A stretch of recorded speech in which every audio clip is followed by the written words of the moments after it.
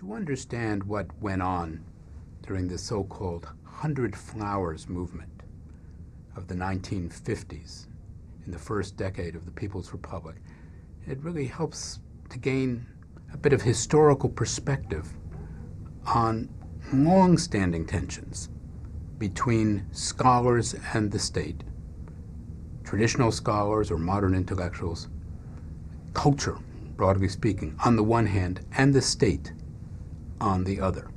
If we think back to earlier lectures on traditional Chinese political systems, we've learned, of course, that the emperor stood at the top not just of the political world, but also at the top of an intellectual and moral hierarchy of Confucian thought. He was the defender against heresy and against heterodoxy, the interpreter of the Confucian canon. The emperor was both chief patron of the arts and chief censor of the arts. This was something that was seen as a complementary and not contradictory set of functions. Take, for example, the case of the Qianlong Emperor of the 18th century.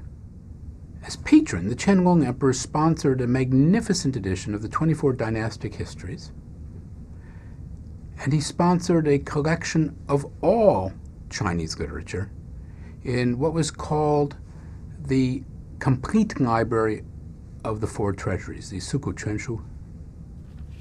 The printed catalog alone of the Complete Library of the Four Treasuries ran to 92 chapters.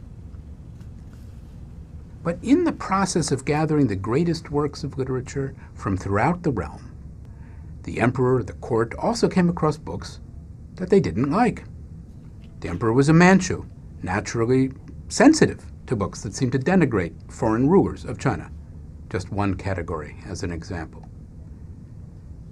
So in searching out rare books and complete texts for inclusion in this master library, compilers at the same time looked for books that were heterodox, or books that should be banned, books that should be destroyed.